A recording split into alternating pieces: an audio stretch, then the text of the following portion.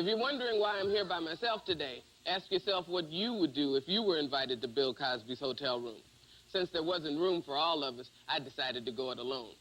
For the next 2 days, you'll hear my special conversation with Bill Cosby, his funny and often frank thoughts on everything from his love affair with jazz, choosing comedy over football, breaking the racial barrier on I Spy, to parenting one of the most profitable and popular series of all time, The Cosby Show.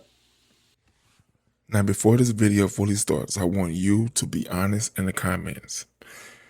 If you was given this opportunity where you can ask him any question, no matter what, and he could not lie, be honest in those comments, what would you ask?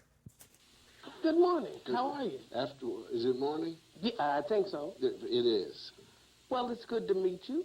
Everybody calls you Mr. Cosby. Why?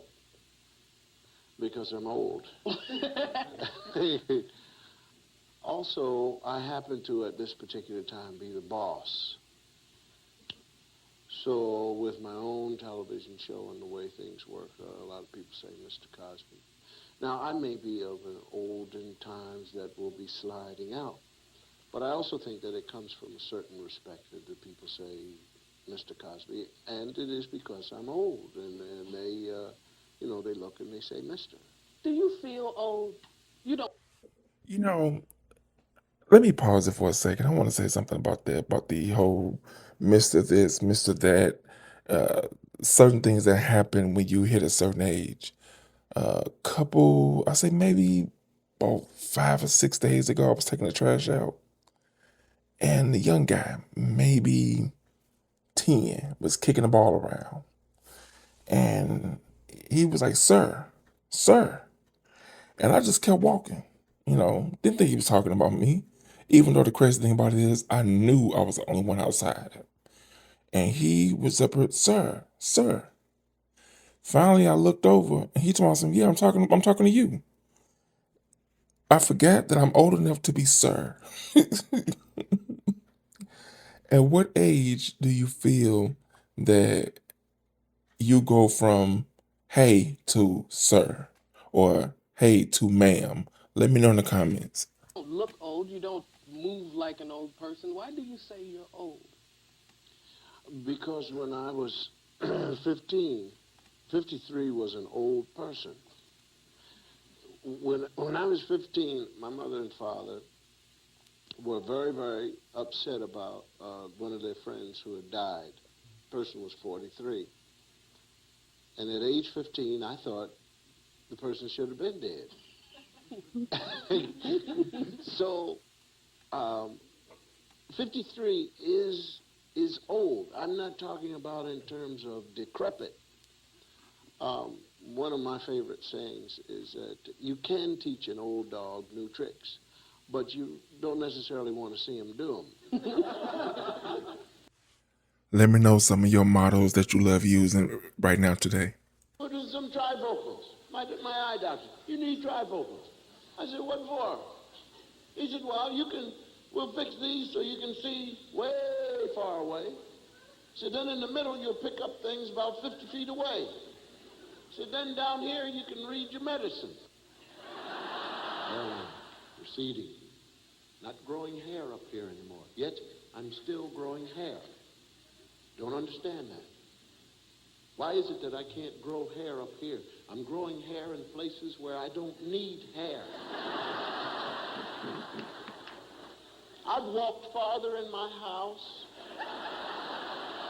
at age 48 because I told myself to go get something, and then when I got to the room, I couldn't remember why. I mean, there are things, Marsha, that I am totally oblivious to that are very, very popular. My 14-year-old, my 22, my 25, my 23-year-old children tell me about these things. And I don't know who these people are. I don't turn on the radio station. I'm beginning to enjoy the things that my father tried to get me to enjoy, but I was too young. Stay with us for more from Mr. Cosby right after this. He spoke about his kids, naming them off, and the crazy thing about it is, I know of Ennis Cosby. I've heard him talk about Ennis Cosby many times. I've never heard him mention his other kids until now. Let me know in the comments if you knew that he had other kids other than Ennis.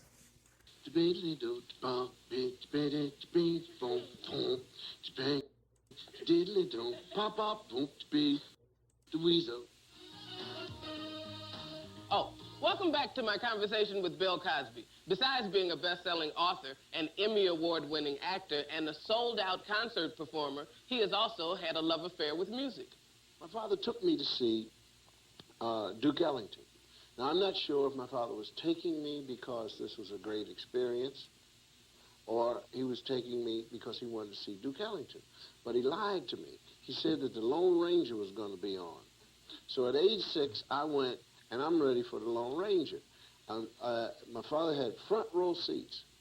They had this man playing the piano and this orchestra. Not a film, but live. And my father said his name was Duke Ellington.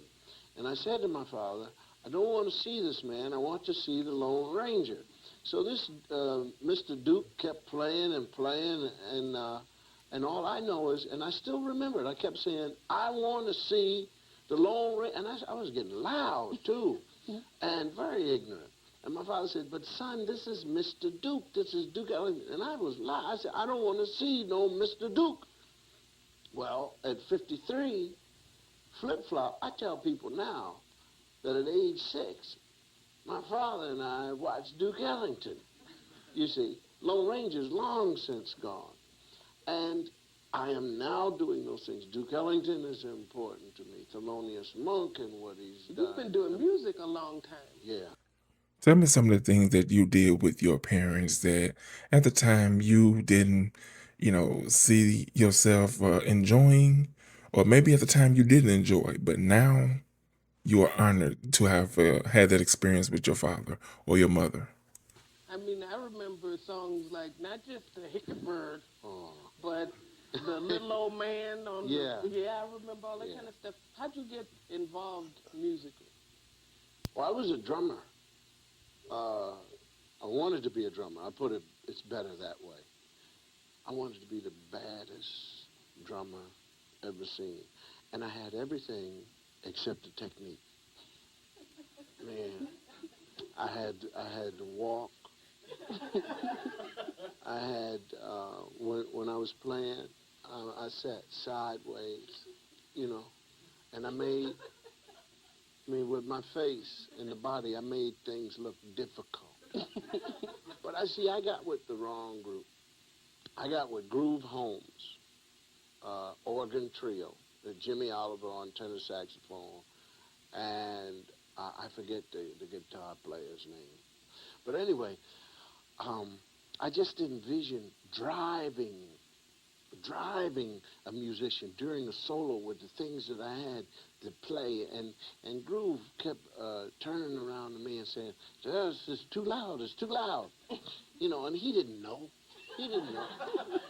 If he had listened to me and felt the force, and I would, sometimes I would give him the boom bang, the boom bang, the belly boom, right, and right there, if he'd come in with bang like that, the people would have gone crazy. But the people just sitting at the bar drinking, trying to figure out why the drink looks like they have a lot, but it's not that much. Did you start doing stand-up comedy in bars? Yeah. I went to Greenwich Village. Guy told me that these people wanted to see me. Across the street at the Cafe Wa, there's a young comedian by the name of Richard Pryor. Now I want you to take the Bill Cosby, the actor, out of it. And I want you to tell me your thoughts of Bill Cosby, the comedian. Now, sometimes Richard denies this, but I always claim that Richard was doing jokes at that time. He was doing jokes. I'm at the Gaslight, which is like the prestigious place. And around the corner is the Bitter End. Carly Simon and her twin sister are singing on Hootenanny Night. I worked around the corner. And to tell you that in 1963, that I didn't care what I was making. I mean, I just wanted to do the work. I accepted the job. Now, even though it's 1963, the man said, I'll give you $60 a week. I said, okay. I wasn't thinking. I had no place to live. So then I started adding up how much money and what an apartment costs. Now, in those days, $300 a month. If I'm making $60 a week cash, I'm not going to tell the government about this. I couldn't afford it. So the guy gave me the room over the gas light. And that was the storage room. And there was a little cot there that they used to, you know, if they got lucky, they'd take a girl up and do that. So I took that mattress and put it all the way over in the corner. And I went to Macy's and bought some sheets. And I slept on this thing with just it was an old army thing, you know, just the metal thing, no springs. And I bought 2 army blankets, put them over it, and I slept on that. You know, I've heard many people say over the years that when you really enjoy doing something, you know you really enjoy it when you're willing to do it for free. Well, if you're willing to do it to the point where you're willing to take less money than what it takes to take care of yourself, I guess that's pretty much the same as free. Let me know in the comments. Would you be willing to do the one thing you love doing more than anything in the world, knowing that you couldn't take care of yourself while doing it? And I washed my clothes at the laundromat. And these were all the things that I was doing, but I was paying attention to the comedy and the stand-up. And the guy, my job description, the guy said, your job is to break up the boredom of the folk singers. So when the folk singers finished, and we had good ones, they would come off and then I would talk for about 15 minutes. I never did jokes. I did the routines. And I had written about 3 or 4 of them. They were long because I felt that now people could take long monologues. And they did. You know, so I'm storytelling. $60 a week. Well, we got to take a little break here. Then we're going to come back and I want to talk to you about I Spy and stuff like that.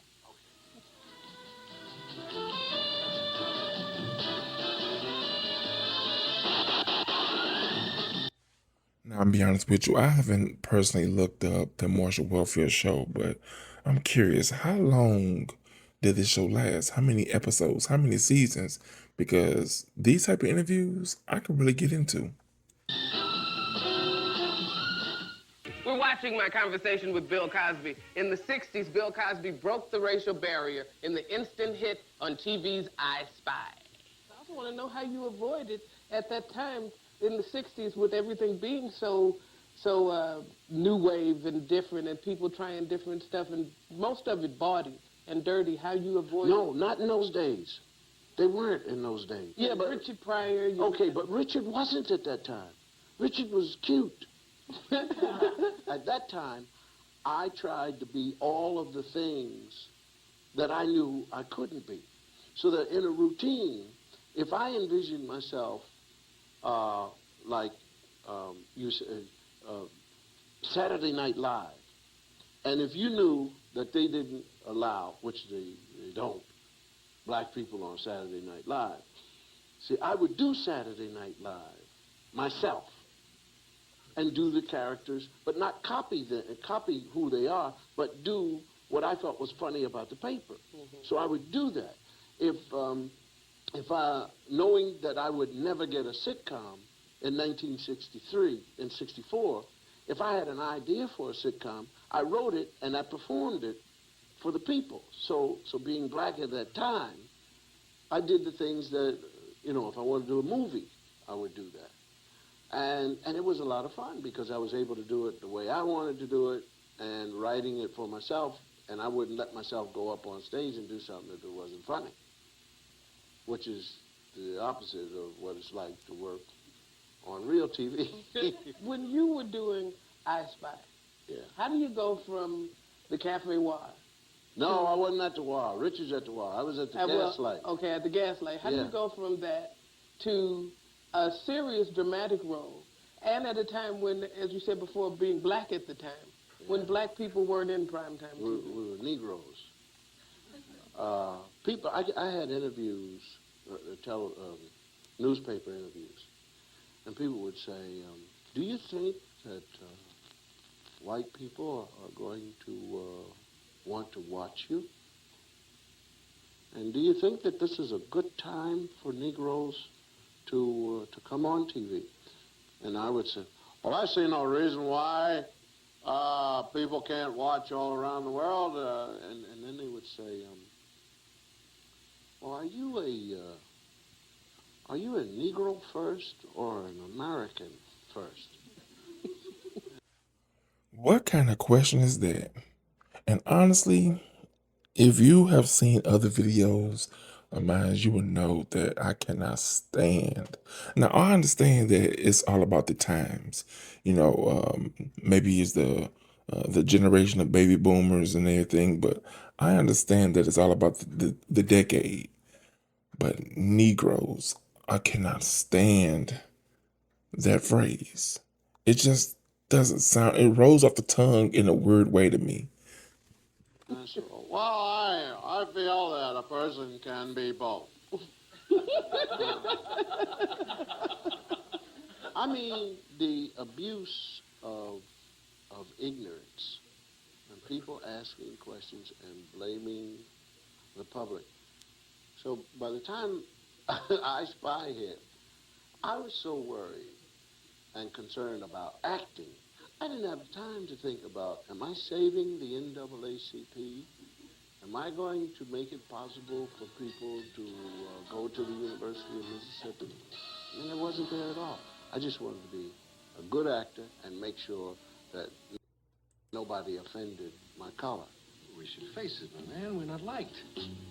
But I did want to make a change in my character so that I couldn't do what Stephen Fetchit did. I couldn't do what Mantan Moreland did. I couldn't do what Willie Best did. And so I brought Alexander Scott up. He's a Rhodes Scholar, a guy who can shoot, a guy who can fight. He speaks 4 or 5 different languages. And in developing the character, my decision was, I'm also going to make him a guy that people can walk up to and say, hello, how are you? And you'll have to find out how bright this man is. And so I made him a touchable character. Don't go away. There'll be more talk with Bill Cosby right after this.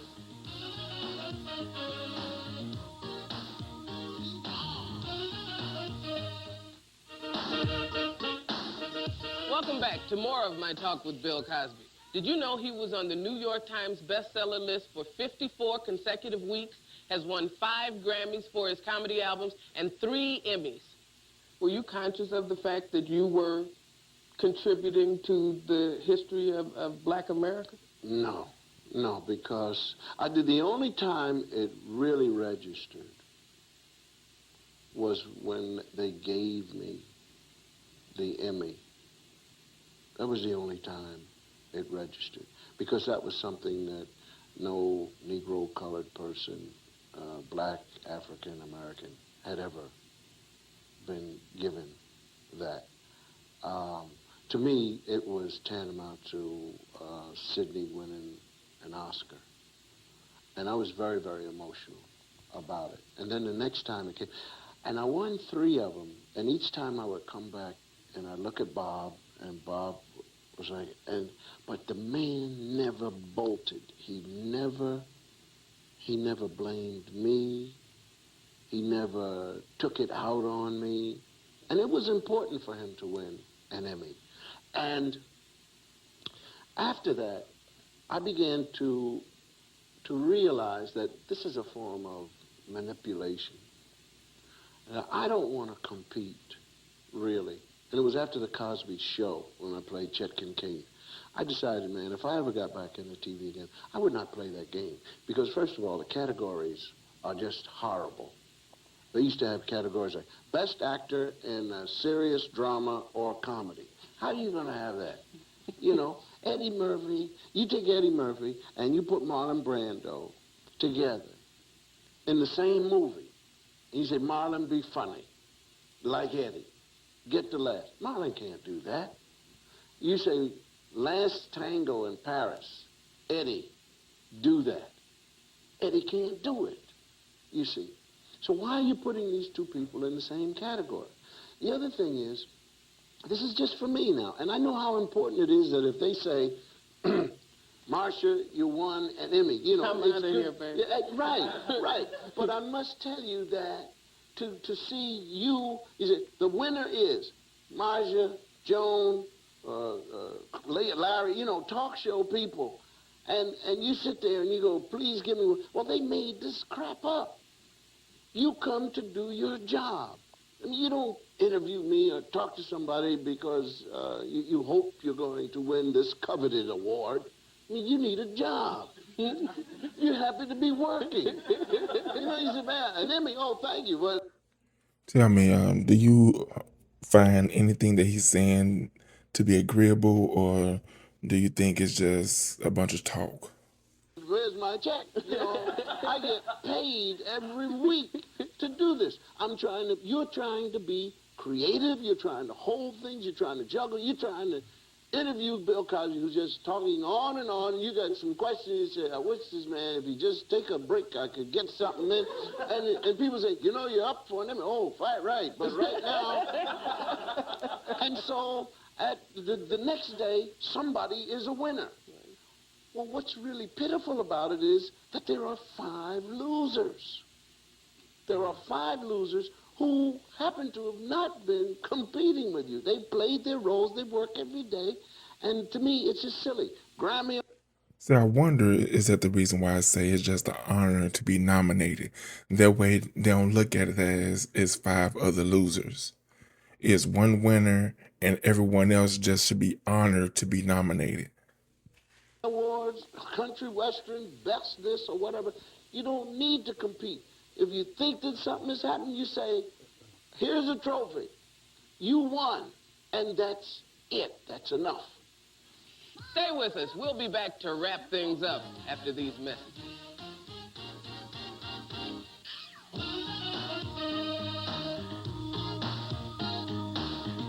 Join us tomorrow when Bill Cosby's back and gives us his frank thoughts on Eddie Murphy's comedy material, being rich, and taking on Bart Simpson. See you tomorrow. Some of our audience members will receive a... Okay, so please be honest in the comments. Tell me your thoughts about this video. Tell me your thoughts about Marsha Warfield, as well as the interview. Be sure to like, share, watch more videos, and subscribe to the channel.